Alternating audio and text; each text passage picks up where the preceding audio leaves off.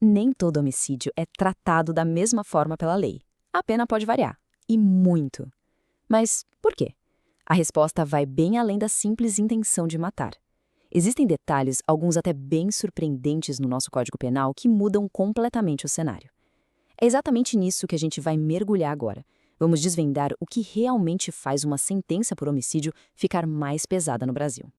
Então, a grande questão é essa, né? O que de fato faz um caso ser mais grave que outro? Pense nisso como um quebra-cabeça. A resposta está na combinação de várias peças: as atitudes de quem cometeu o crime, a fragilidade da vítima e até, olha que curioso, o que acontece depois que o crime ocorreu. Nossa missão aqui é montar esse quebra-cabeça para entender a imagem completa. Bom, e este é o nosso mapa. A gente começa pelo básico, os dois tipos de homicídio. Depois, vamos ver como a negligência pode complicar as coisas, como a lei dá uma proteção extra aos mais vulneráveis e até uma reviravolta bem interessante chamada perdão judicial. Para fechar, a gente analisa o peso a mais que os crimes de grupos organizados carregam. Ok, vamos lá. Primeiro ponto da nossa conversa. Para entender por que as penas aumentam, a gente precisa primeiro ter muito clara a base de tudo, que é a diferença fundamental entre os dois tipos de homicídio que existem na lei. E aqui está a grande divisão. De um lado, o homicídio culposo. É aquele que acontece, digamos, sem querer. Resultado de uma imprudência, negligência, falta de cuidado. Um acidente de trânsito fatal é o exemplo clássico. Do outro lado, o homicídio doloso. Aí a história é outra. É quando a pessoa age com a intenção, com a vontade de matar. Essa distinção é o ponto de partida para absolutamente tudo o que vamos ver. Agora, vamos focar um pouco no homicídio culposo, aquele sem intenção. Pode até parecer algo mais leve, mas a lei deixa claro: certas atitudes podem transformar o que foi um acidente em algo juridicamente muito mais sério.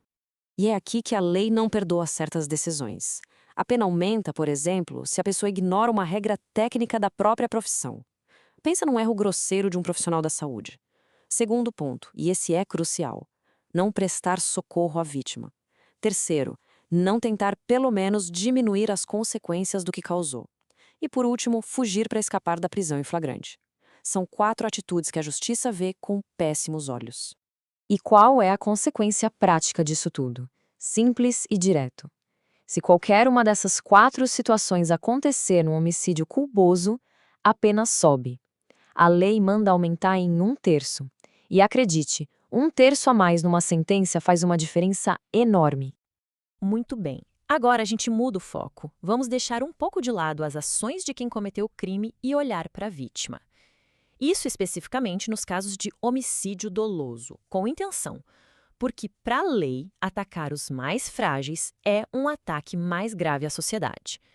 E essa proteção especial tem um alvo bem definido: os dois extremos da vida.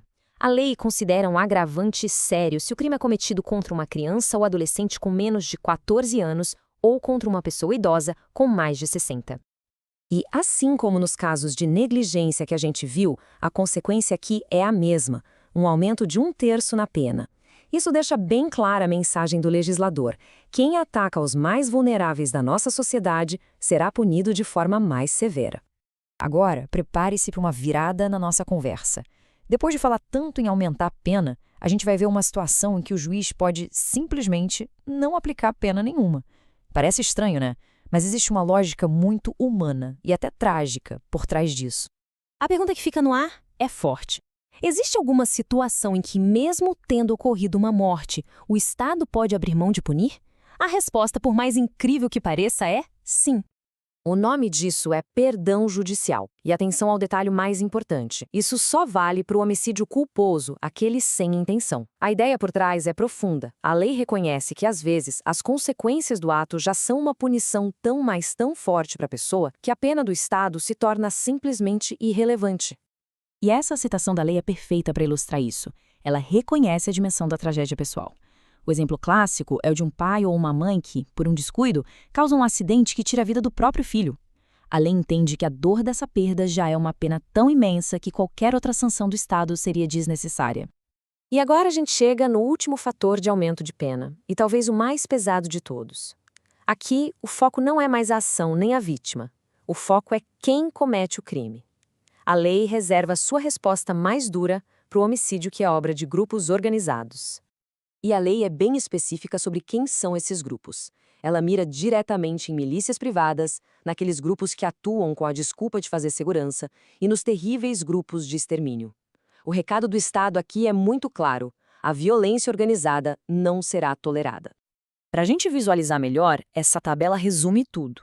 Repare que, enquanto os outros aumentos que vimos são fixos, sempre 1/3, aqui a coisa muda. A pena pode subir de 1/3 até a metade. É o maior aumento possível que a gente discutiu, o que mostra o quão grave o sistema judicial considera a violência que vem desses grupos. Foi bastante informação, eu sei. Mas agora, vamos juntar todas as peças para entender o que tudo isso significa na prática. Qual é a grande lição por trás dessas regras todas?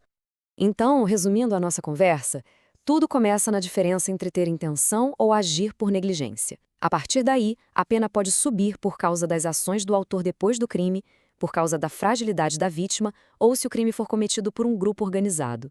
E claro, temos aquela exceção marcante, o perdão judicial, para aqueles casos trágicos onde a própria vida já aplicou a sentença mais dura. E tudo isso nos leva a uma reflexão final, que vai além da lei. Quando a gente analisa essas regras, percebe que um Código Penal é muito mais que um livro de punições.